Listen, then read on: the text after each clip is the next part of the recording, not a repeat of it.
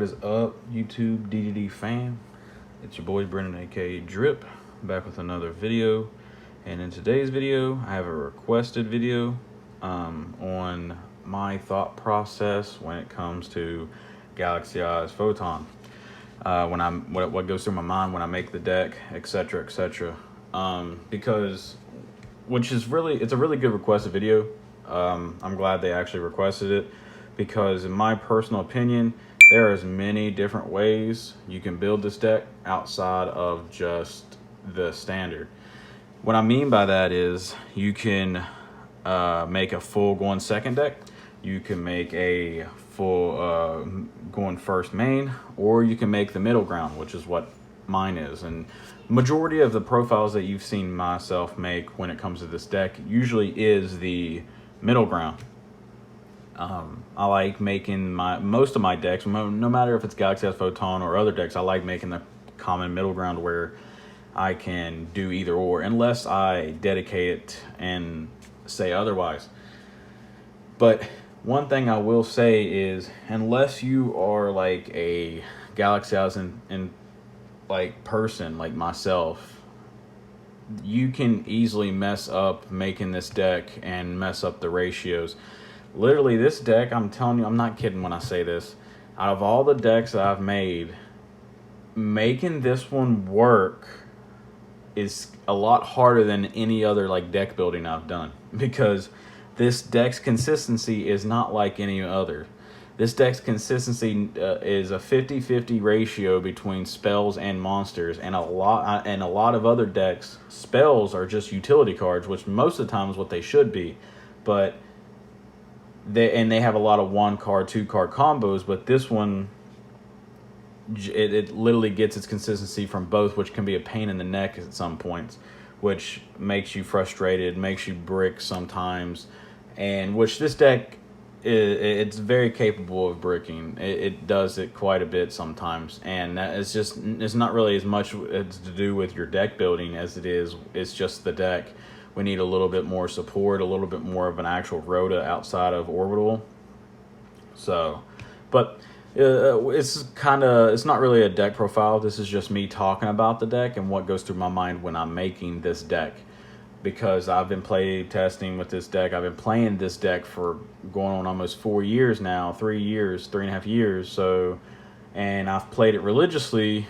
Granted, I haven't really played it competitively because I like playing competitively, which means I like winning, which I'm not saying you can't win with this deck. You really can. It's just format based, honestly. It depends what's going on around the format, which I'll talk more about that when we get there. So this is going to be kind of a longer video. So strap in, buckle your seatbelts, and let's get this going. One thing I will start out is like normally always starting off with the galaxies. We got Photon Dragon, the Soldier. Oh, sorry, let me zoom out a little bit. Let me move things into frame. I'm sorry, I apologize. Photon Dragon himself, Knight, Soldier, the 2 one-ofs, and then the Brave. Alright, so let me talk about this. When it comes to my Galaxy cards and comes to the Photon cards, even though this has Photon in the name, I consider it to be a Galaxy card.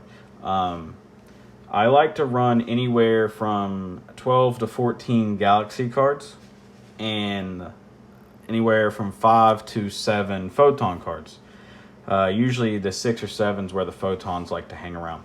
Because then with that being said, you got to factor in what's the most generic, because whenever you're deck building, to make it as competitive as possible, you have to make whatever is in the most generic as possible. With that being said, you have to, what's the soft once per turns, if there is soft once per turns in your deck. Then you have to base on the utility factor. And a lot of the cards in certain people's decks will have a lot of utility, like this, and this. Like when it comes to Brave and like Afterglow, for example, or Wizard, you have to factor in how generic are they? How generic are they, and where do they get you? What do they do for you that makes them stand out against the others? So for an example, one of my favorite, I guess you can say, Yugioh tubers to watch is my dude 3 Stacks, which if you're a Galaxy House player, you've probably watched his videos before too. That man, our decks are so similar, our play styles rather are so similar. One thing I will say is one thing he said in one of his videos, and once he said it, if you don't know, then you'll know after this video. One thing that he said that stuck to me whenever he was deck building his deck back a long time ago, because fun fact, if you don't know, he's the one that actually got me interested in this deck to look at this deck and check it out. On top of the fact that I just love Blue Eyes, and I was like, another Eyes dragon monster. I love dragons. But he said he likes 1 in the hand, 1 in the deck, and 1 in the grave. So, and once you deal with that, once you start playing like that with Galaxy House Photon himself, your deck will run a lot smoother, a hell of a lot smoother. So you want 1 in hand, 1 in grave, 1 in deck. The reason why is you want 1 in deck for the expedition sometimes, or you can search it off of Vanisher. Vanisher, and then 1 in grave so you can special it off of your Galaxy Knight. So, and in 1 in hand for your Soul Flare. So you got 1 in deck for the expedition if necessary, or the Vanisher. You got 1 in grave because you want to special it back or add it back off of Soul Flare, or special it off of Knight.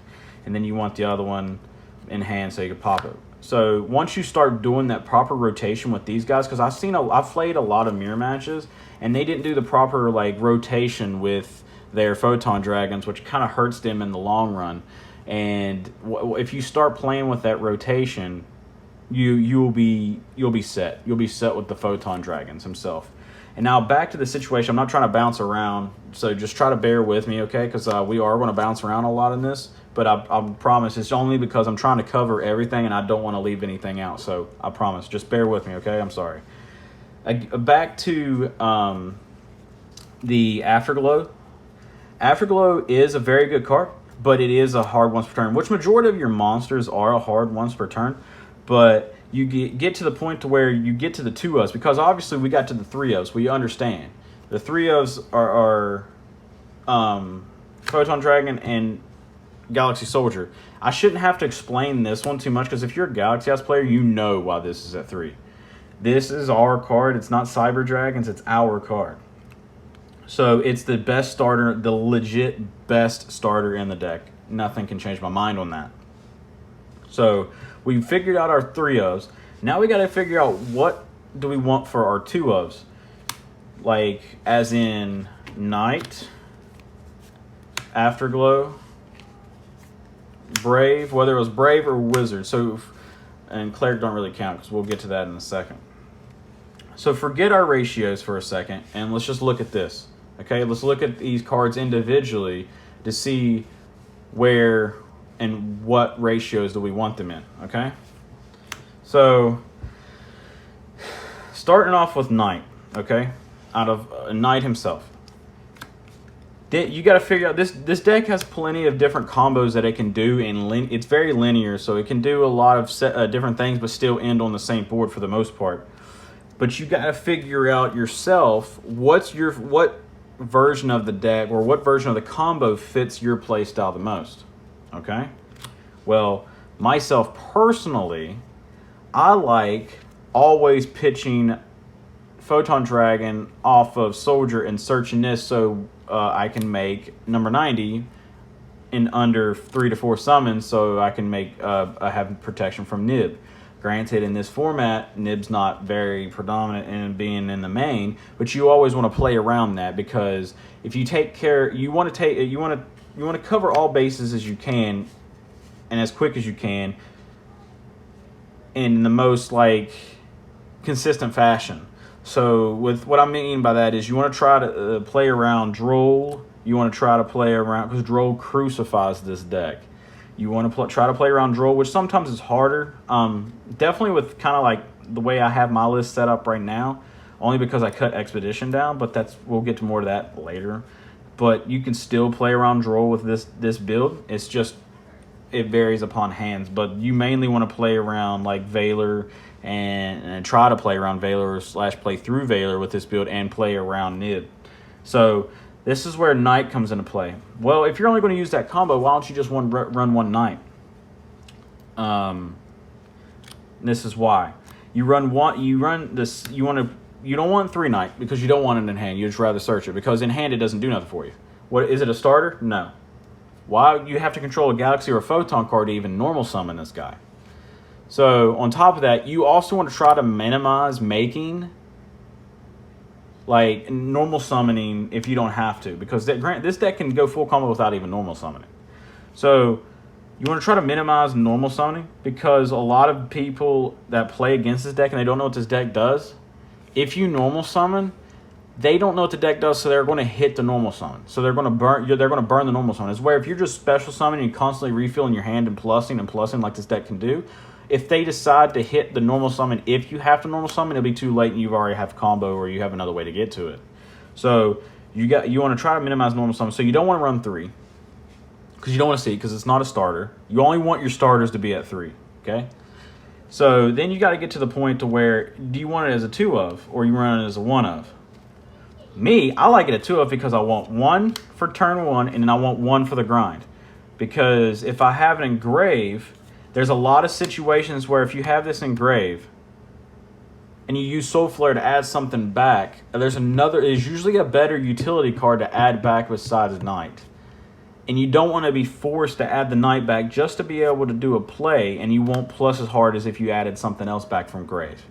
Like situations like with Cleric or something. If I had Cleric in grave and I needed to recycle my stuff, but the only other way, if I only had 1 Knight in deck and I was forced to grab the Knight in order to make an rank 8 XE, you're kind of bummed out as where you could have plussed harder if you added Cleric, normal summoned Cleric instead of Knight, shuffled your resources back and drew 2. So you not only put yourself in the situation where you can outgrind your opponents, but you also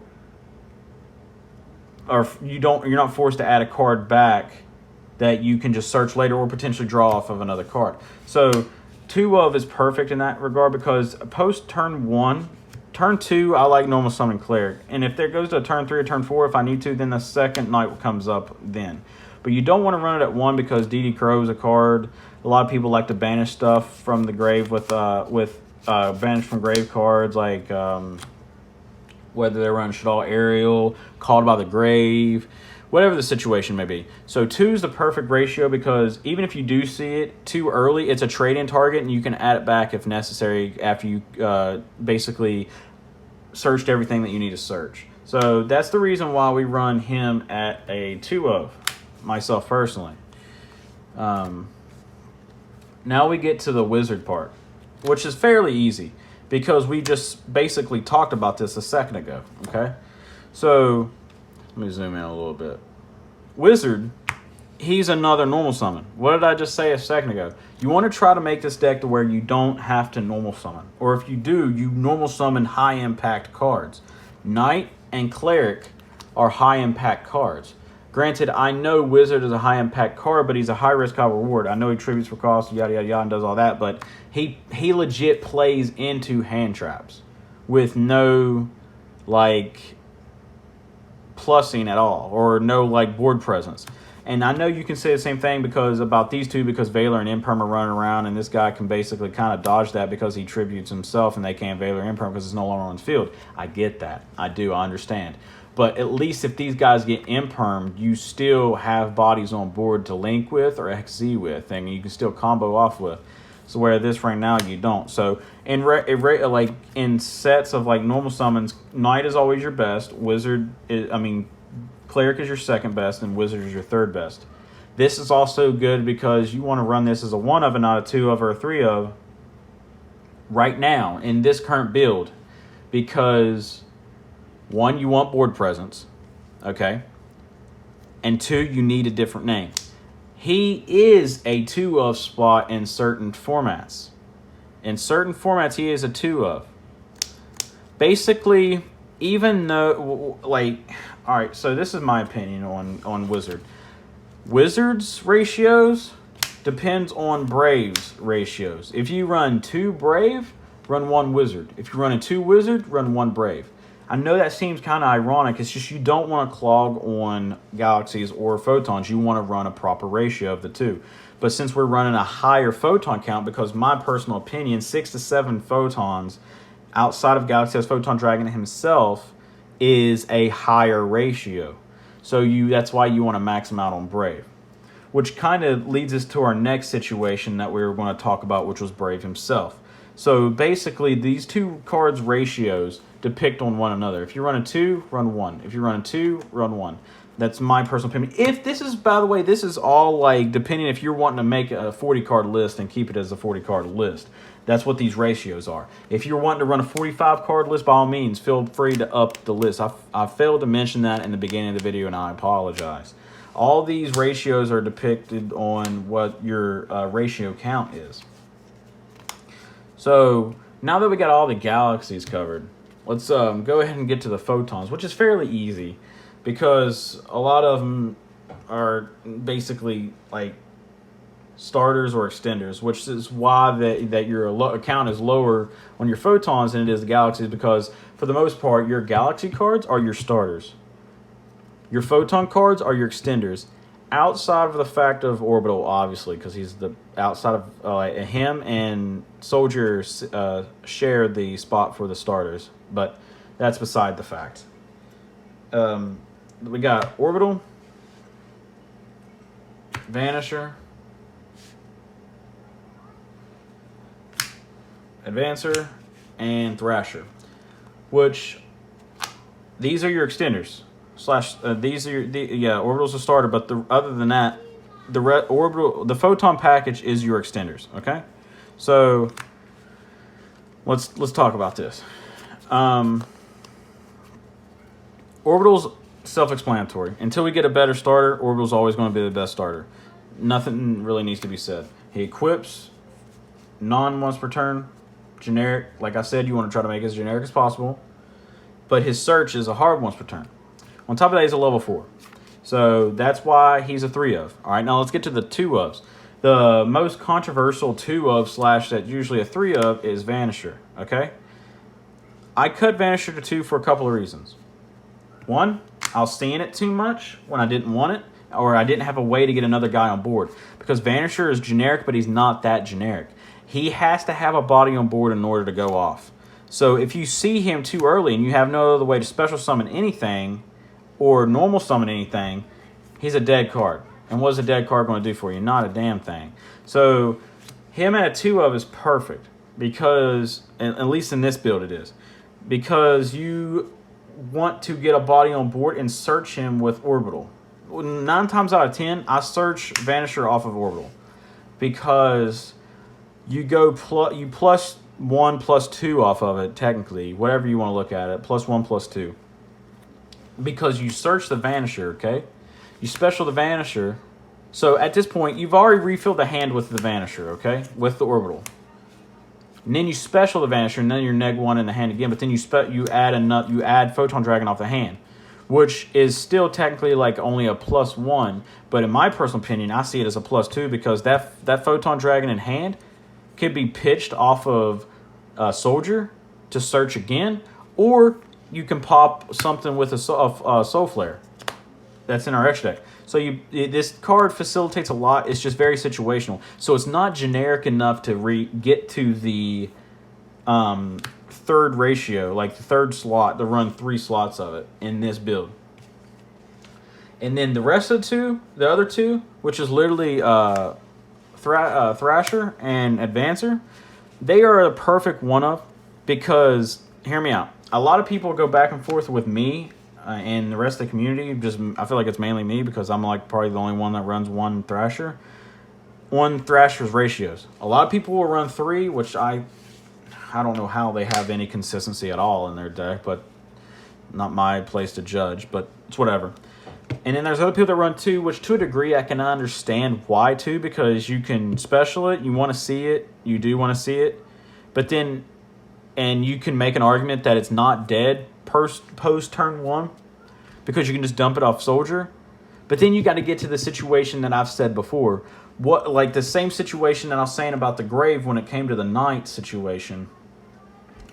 When you want to add back something from Grave, what do you want to add back that's most impactful and high impact? Everything you do in this deck with the combo or when you're trying to play this deck, you want to make it as high impact as possible.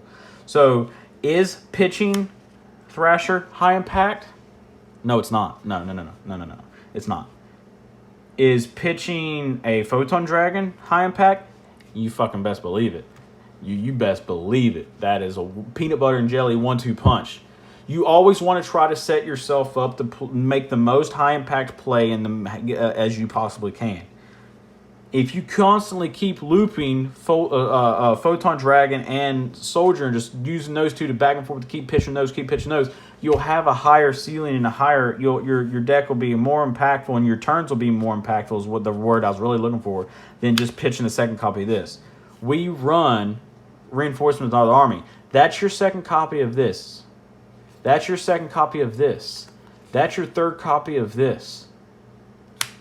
So you'll see what you need when you need it, with that being said. And if not, the deck will just do the same combo, just a different way. On top of that, these guys are different names, which is another reason why we run these. Because this is a different name. I did cut Advancer in previous lists, but just like the Wizard, Advancer depicts on how many Braves we run. Galaxy Braves or whatever. Because a lot of this deck, if you couldn't already tell by the way I'm explaining this, and if you're not already like a Galaxyized and like enthusiast like myself, the deck feeds off of one another. It wants to feed off of one another. Like one pulling one weight for 1 minute, another one pulling the other weight another minute. So you have to break down, like I said before, and I'm kind of talking in circles, what's the most generic? What helps the other one out to get to where we need?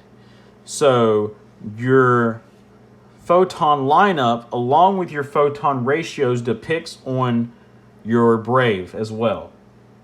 If you're running a second copy of Brave, you need to run a bigger Photon engine. Because the only way to summon that card is if you reveal a Photon card. Excuse me.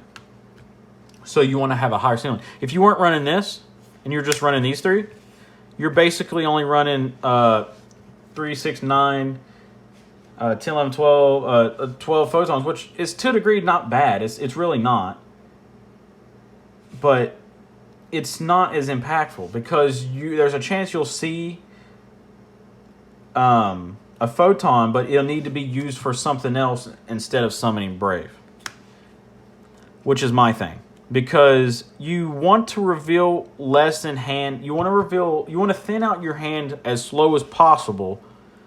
Because if you do, just pour your hand out. So like, let's say for an example, we were running a smaller Photon engine, and we drew into a Brave, Galaxy Photon Dragon, and Soldier, and 2 other random cards. You mean to tell me you're going to use Brave to reveal Photon Dragon, Special Photon Dragon first, before you do the Galaxy Eyes, the Galaxy Soldier dump Galaxy Eyes Photon Dragon? No, you're not. That's not the right play to do. Yeah, you can do that, but it's very ballsy. Why? Because the more you thin your hand out and the thinner your hand looks, the more susceptible that you are / you look to hand traps.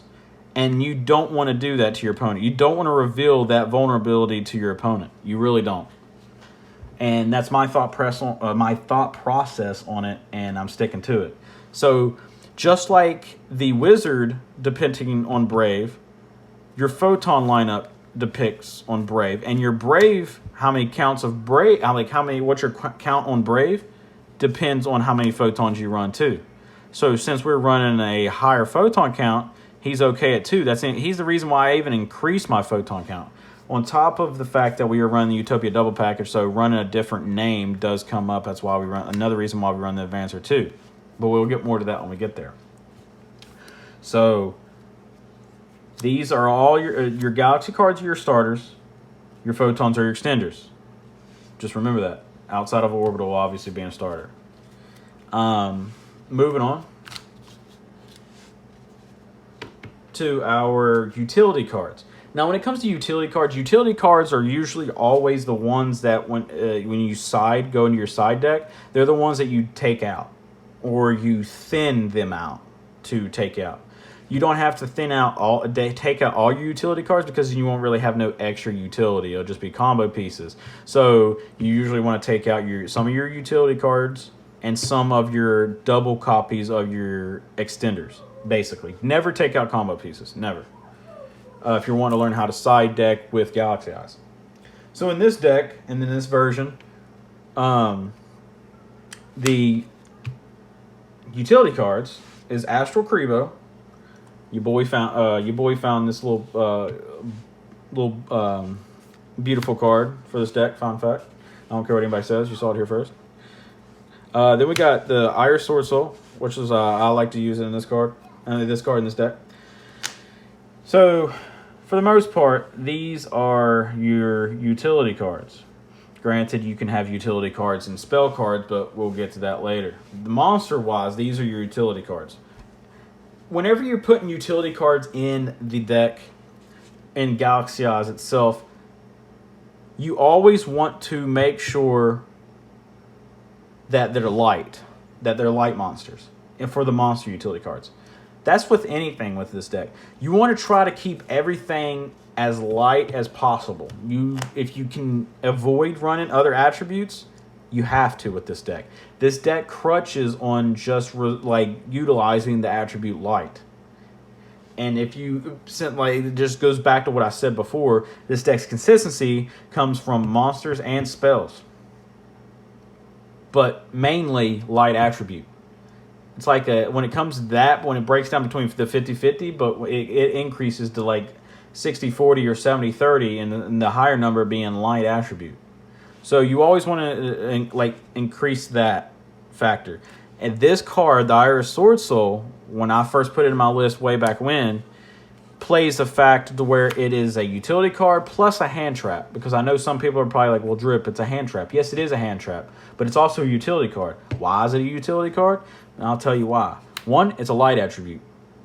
2, it's a level 8, which gives us rank 8 access, which is all this deck wants to do anyways, is rank 8 access. You can draw off of this card. You can pop cards on your opponent's field with this card. You can special summon monsters from hand and plus on your opponent's turn with this card. You can do one of those effects depending on what your opponent does.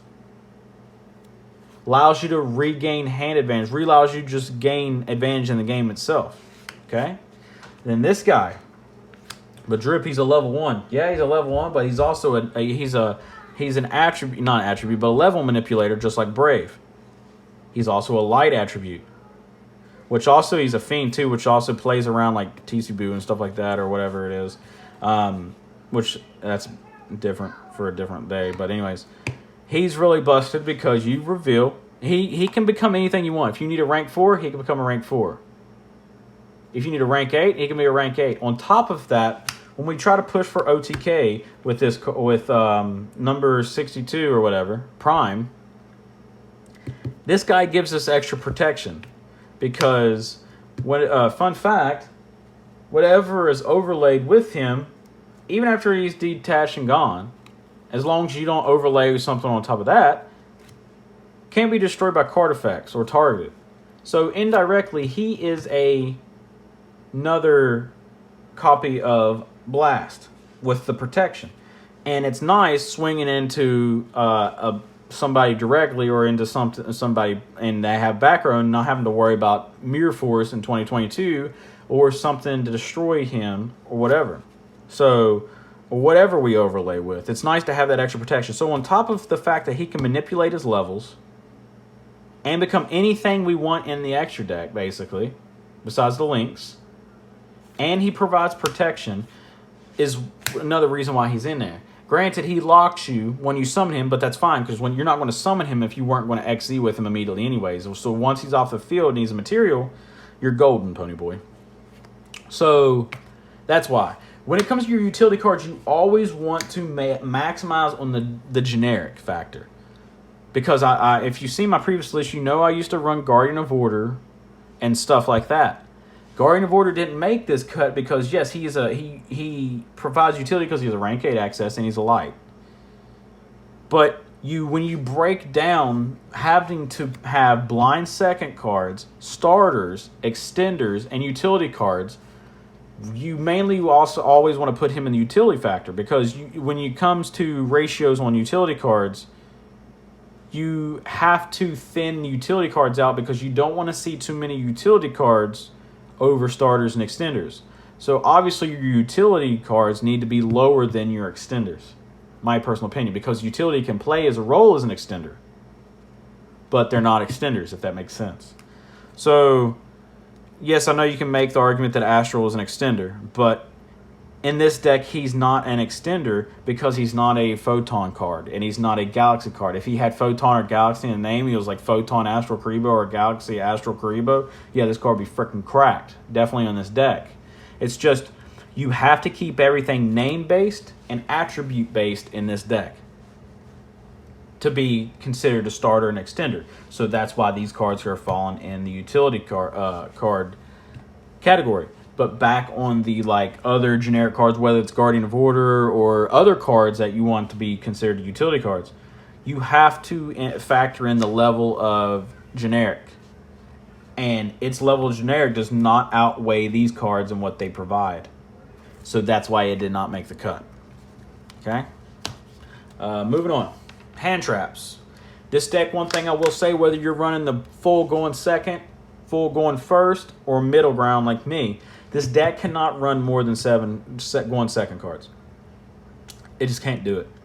This deck will brick its ass off if you try to put more than 7 into this deck. 7 is the maximum.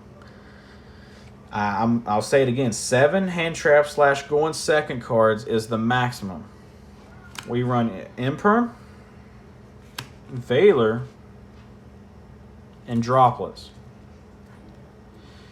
So granted, you can say Iris is a going second card, so you're technically running 8 drip. Yes, you can say that, but it's not really that, whereas it's still a utility card. It can go second, yes, but it can go first with it too. So go ahead and stay out of the comment section, keyboard warriors. So hear me out. I know a lot of y'all are gonna be like, Drip, you literally just said this deck's consistency comes off of monsters and spells, but predominantly light attributes. So why are you running 2 Veiler over 3 Veiler and 2 Imperm instead of what you're running now? Let me hear me out. You are absolutely correct. And I would normally be running 3 Veiler and 2 Imperm. But right now, Imperm does more than Veiler. You want to try to play into as little as cards as possible that your opponent could potentially have, okay?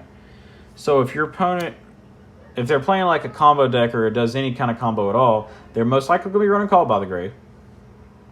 They're most likely going to be running Crossout, which, yes, these play in Crossout, that's fine. But they're also probably going to be running Triple Tactus Talent. So if you play Imperm over those, you take out 2 out of the 3. On top of that, this stops floodgates. And floodgates are running everywhere. Spell and trap floodgates. So right now, the utility that this card provides over this card is greater.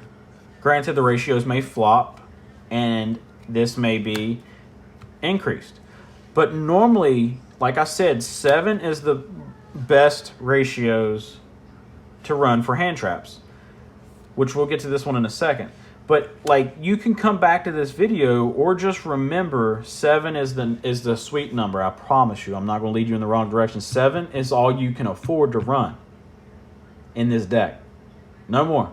So when the formats change and the hand traps change, you go back to what I was saying before, the level of generic. So let's say Ash Blossom comes back. All right? This would fill the void of that. You could run 3 Ash Blossom and 2 Valor and then 2 of these. Or you can run 3 Valor, 2 Ash Blossoms, and 2 of these. Or Dark Ruler or whatever.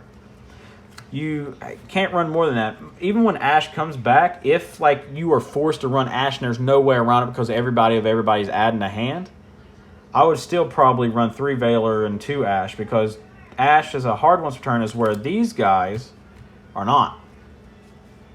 But that's my outlook on hand traps. Now, one thing I will say is about the droplet, okay? This card can be anything you want. It can be Dark Ruler No More. It could be Forbidden Chalice. The reason why I chose this card over is for a couple of reasons. 1, they can't respond to it. 2, I have access to it through a friend. And 3, it gets Galaxy Eyes Photon Dragon in the grave for us if we hard draw it. So basically, it takes a step away, a step out of our combo for us. So basically, negating something, we haven't even started our combo yet, and we already got Photon Dragon and grave. So if you hard draw one of your 2 copies of Galaxy Knight, you already have one engraved, so you just find a way to get any kind of monster on board, and you just normal summon and you make rank 8 before you even really comboed, so then your free search off of your Galaxy Soldier is just free. You can search whatever you want, or whatever you want to do to try to play around certain hand traps. So that's why we run Forbidden Droplets over the others. Granted, like I said, these can be anything that you want. Alright. Moving on to the spells / extenders / generic cards. Outside of Orbital and Soldier, your best starter, hands down, is Sanctuary. Okay? This card is nuts. It's a 1-card Soul Flare, 1-card anything basically in the deck. One thing I will say is this is one of the main reasons outside of Soldier and a couple of other cards that you want your deck to be light only. Light, your main deck and your extra deck has to be light. You can't run definitely in the extra deck. You do not need to be running a different attribute in the extra deck. This card locks you into light monsters. So, which thank God it has that restriction, or this card would probably already be banned or limited because of the meta sheeps. So, 3 Sanctuary because it's generic and it's a soft once per turn. Soft once per turn. I'll say it again. It's a soft once per turn. So you can activate multiple in the same turn. So it goes back to what I said in the beginning of the video. You always want to maximize on generic, the level of generic. So if it's super generic, maximize that on. Then you work your way down the ladder. So Sanctuary is at 3 for a reason. Now, even though I did just say that, we are running only 2 trade-in. Why? Because you don't want to see multiple. This card is good, but you don't want to see multiple. Even though it is a level of generic and it is soft once per turn, this only can activate if you have a level 8 in hand. You have a level 8 in hand. As where this can activate at any time. So even though this is generic and it's a soft once per turn, it still has restrictions because it requires a level 8. But Drip, you're literally running freaking like what? 8 level 8s? 9 level 8s? Still, no matter how many level 8s I'm running, if I'm not guaranteed to have one in hand, starting in my opening hand, I don't want this card in hand. Because that level 8 that I had in hand, I don't want to be forced to be put in a situation where I have to use trade-in and potentially get Ash to draw 2, or use that level 8 for a different combo piece to go the long way around to get this to draw 2. Because if I got to go the long way around, majority of the time I'm going to get to go combo anyway, so this is just, nah, it's not really necessary. So, even though this card still has restrictions and it's generic, it's mainly at 2 because you don't want to see multiple copies of itself and you don't want to draw into another copy of itself like I do all the time when I ran more. So, this card's generic value is greater than this. Moving on, we got the 1 Expedition, the 1 Zero, and the 1 Trance. Okay.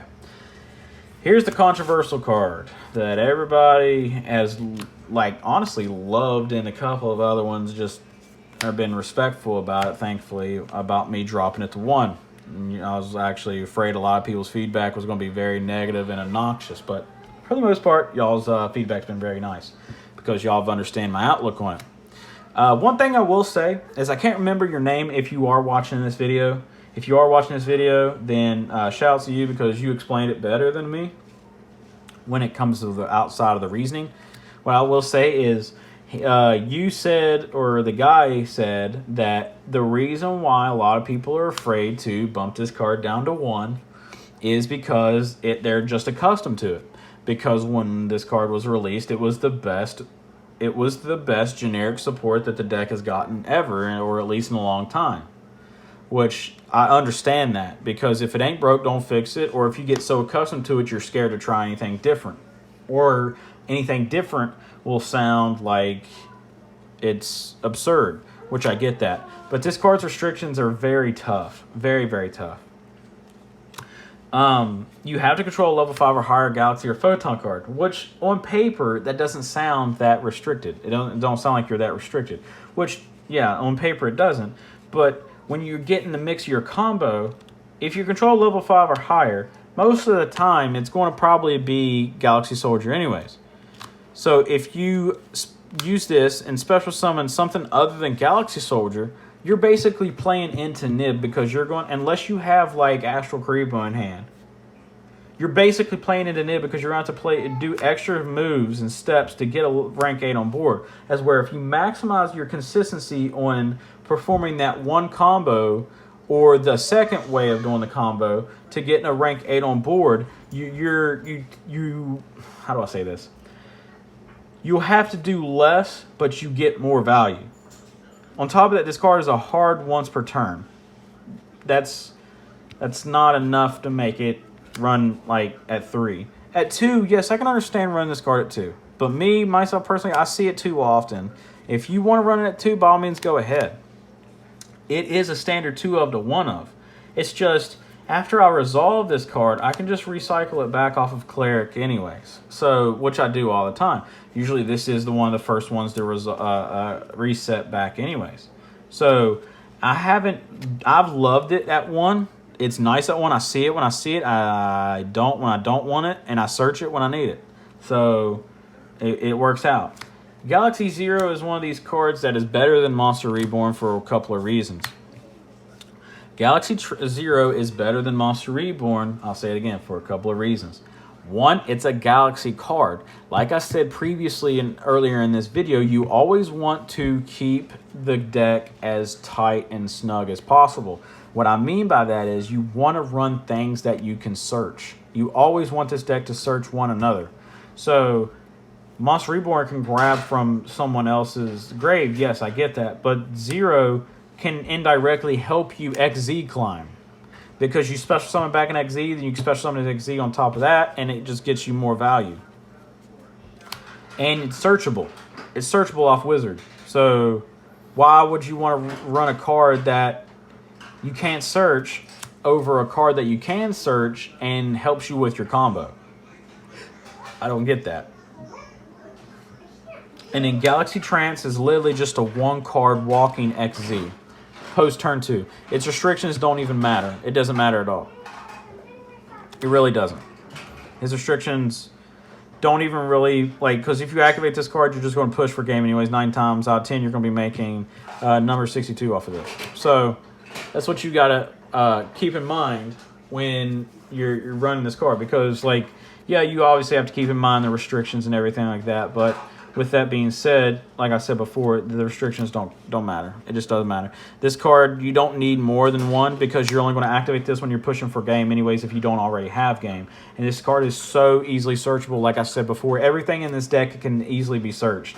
That's the way you want to keep it. You don't want to run stupid cards like Foolish Burial, Monster Reborn, or stuff like that just to be able to get cards engraved or get cards back, because you want to keep it searchable. You want to make everything searchable if all is possible.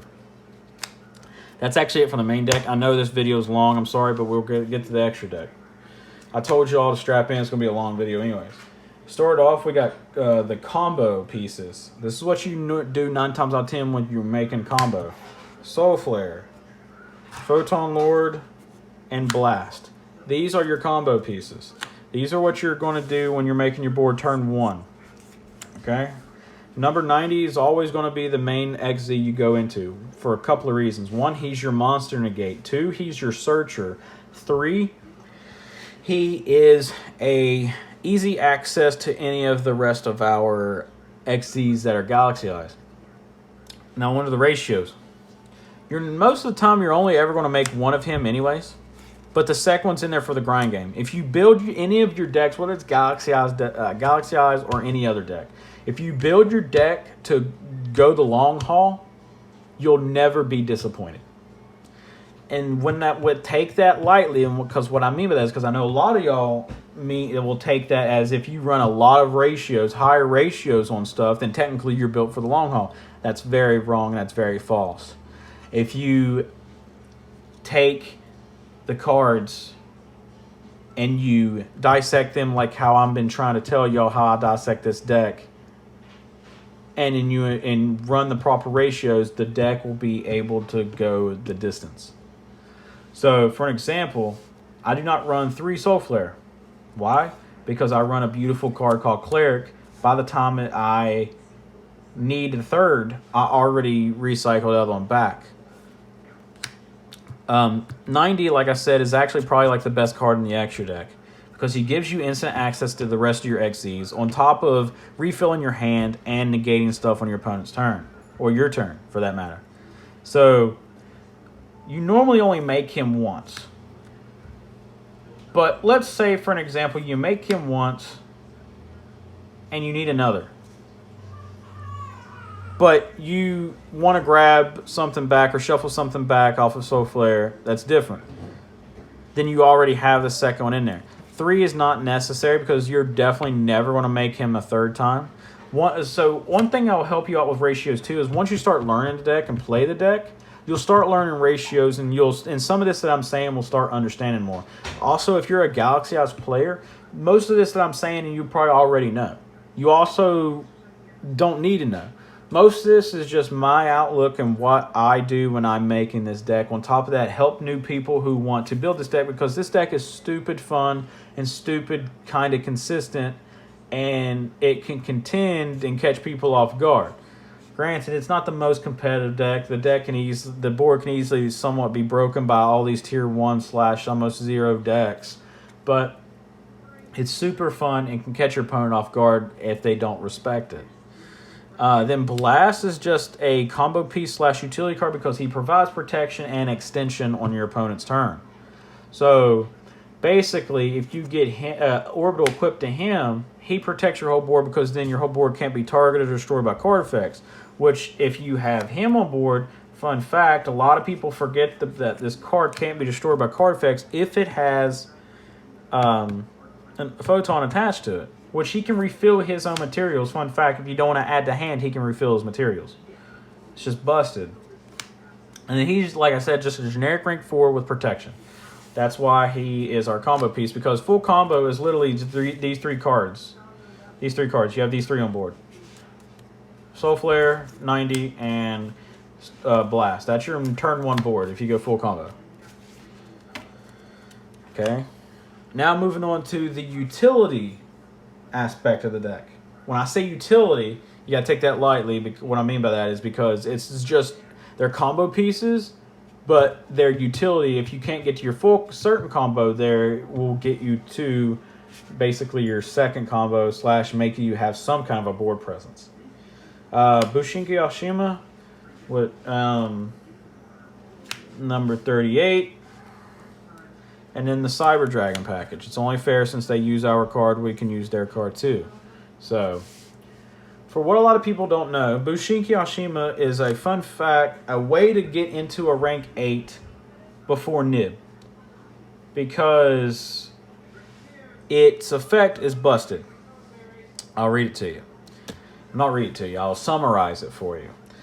Her effect is she can only be link summoned by using 2 monsters with the same level, which normally for us is going to be always at 2 level 4s, because that's how, if we just had 2 8s, we wouldn't use her to go into 2 8s just to make a rank 8, unless you're just trying to get an additional board presence and pop back row, because she pops back row, fun fact, well, spell and traps. She can only be link summoned by using 2 monsters with the same attribute. When she is link summoned, you can take a monster from your your hand, and your grave with the same level, special summon them, and then immediately overlay into an XC. All of that is 1 summon.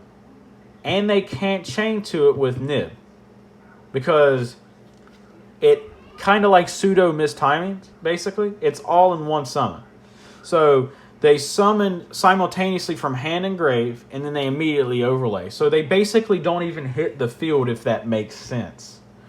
They indirectly are technically like revealing themselves, I guess you can say. They're just summoning long enough to reveal themselves, and they're immediately overlaying.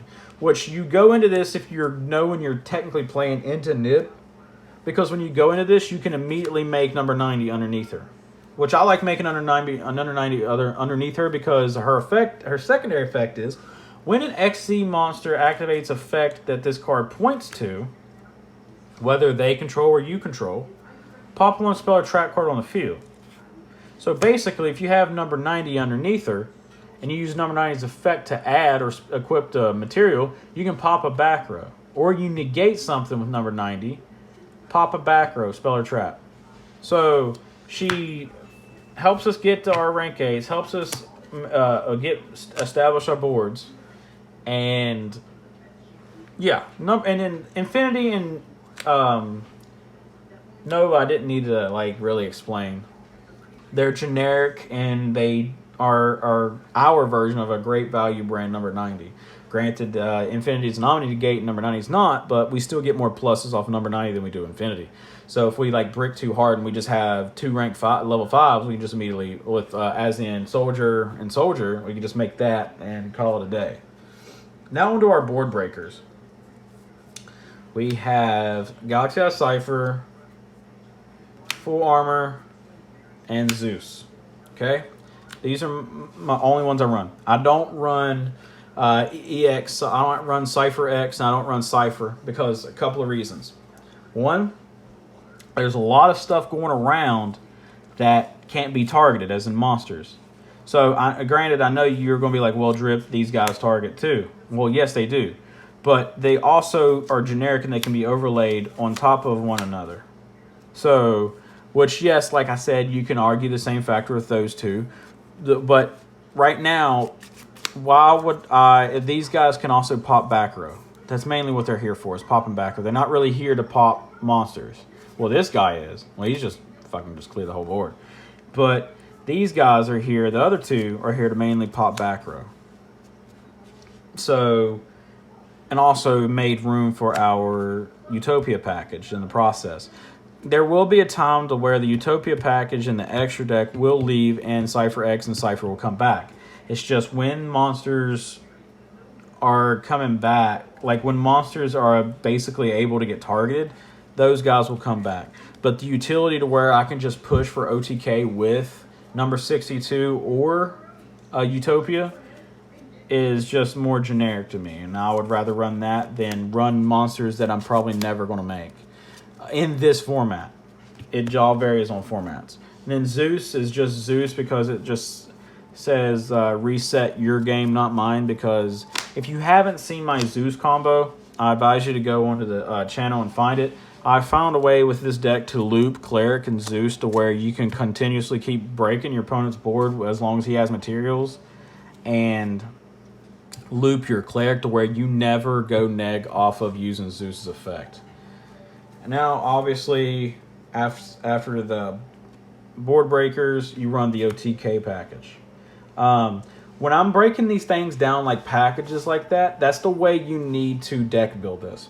If you're wanting to run a different build, you like the whole entirety of the video. So like the utility cards, the starters, the extenders, the hand traps, the hand trap count, the counts on monsters. You need to break it down in that way, and it will make the most consistent of that your deck can get. And in your extra deck, you always in this deck, you always want to have that different variety of cards. You want to have the OTK cards. You want to have the board breakers. You want to have the combo pieces. All that makes for the perfect extra deck, and that's how I've always built this deck. And ever since I've basically came to that conclusion and found out how to do so, I've never been disappointed with any of my lists. And I don't think that much of you, or if any of you have either. And if you have, I apologize. But these guys are your OTK enablers. There's several situations where I've made both. The only issue is Utopia can't attack directly, sadly, but he can. So, but like basically, if you get to the situation, and fun fact too, your protection cards can protect him too. Protect him, even though he's not a Galaxy Eyes or a Photon card. Even though just because he's a light, your blast can protect him, and that's just beautiful because you can swing for 10K and then like 20K and just for free, and not have to worry about no restrictions or anything, nothing about your monsters or your cards dying. But that's it for the main deck. Main and extra. Side deck, I don't have one made for you, but if you gathered anything from this video, you'll gather how to make a proper side deck. You always want to try to make it as generic as possible, like I said, and you want to try to make everything flow together. First thing when you're playing this deck and you want a side deck, the first 3 cards that should be in your side deck is Tachyon Transmigration. Hands down. So if you know you're going first, you have that card. Immediate, just an extra negation. Now for back row removal, you always want to make anything as generic as possible. And that's like your mainly board breakers, like evenly matched. Stuff like that. Stuff that just destroys fields generically. One thing that I've been recently tinkering with, which you've seen in my previous lists and my previous side decks, I have run this card, but I'm recently putting it back in because the back row is like becoming more relevant. And that's like Denko Sekka. It's a light monster. It's a level 4. It's generic. It helps this deck in every way possible. It's a light and it's a level 4. Granted, if it was a warrior, that'd be even busted, but it's a thunder. But it's a normal summon. It burns your normal summon, yes, but like I said before, this deck doesn't need a normal summon. And then, like for back removal outside the evenly matched, Duster, Twin Twister, because guess what? Twin Twister is not that bad in this deck because guess what? What does it do? It discards, exactly. It discards for cost. So you can discard the Photon Dragon, have it engraved, pop 2 cards, and you haven't even comboed yet, bro. You haven't. And then another back row card that I've been running recently too is Galaxy Cyclone. Granted, it has restrictions, but that's why you only run 1 or 2 of, because guess what? It has Galaxy in the freaking name. You can search it off of number 90. If you go first and you have enough follow-up and you don't need to search a starter, and you know you're playing against a back row deck, and you know they activate one, it's a continuous like spell or whatever, you can just search. You could just search freaking Galaxy Cyclone. Galaxy Cyclone. Busted. And then you can banish engrave to pop another one. Like you could pop a field spell, next turn, banish it to pop another face down. It's searchable. You always want to try to keep the deck as tight as possible. Like I said, I know I'm talking in circles. I'm just trying to let you guys know. Make everything as generic as possible. As long as you stick to the guidelines of definitely not going over 7 hand traps. You run try to find a proper ratio between photons and galaxies. You always usually want more galaxies than photons, obviously. 10 to 12 galaxies, 5 to 7 photons, and then no more than 7 going second / hand traps. And then keep everything light attribute, and you'll be golden. You'll be golden because all this deck wants to do is crap out rank 4s and rank 8s. And if you follow those guidelines, the deck itself will run very efficiently, and there's just nothing more I can say. But again, guys, I know this video is stupid long. I'm so sorry. But like I said, I told you it was going to be a very long video. And if you've made it this far, then you're just a real OG, and I love you guys for it. But one thing I will say is, if you have any other questions or you feel like I didn't explain something enough, just let me know in the comment section or let me know in the Discord, and I'll try to clarify and clear things up. But I'm so happy if you made it this far. Please hit that like button if you haven't already. Please hit that subscribe button if you haven't already as well. Hit the notification so you never miss an upload. Also, please check out the description for the new merch store. We got merch out now, and the PayPal in the description if you feel like supporting the channel in any other way. If it's not buying merch or anything or joining the Discord, there's a PayPal link down there below if you want to support your boy. And description down in the description, there is the Discord link. I can't talk. I'm sorry. There's the Discord link if you want to become closer to the DD fan. But with that being said, guys, I hope you have a wonderful night, morning, evening, whenever you're watching this video. Hope you all are staying safe out there in the age of COVID, and you all have a good one and good dueling, my guys. Drip out. Peace. you.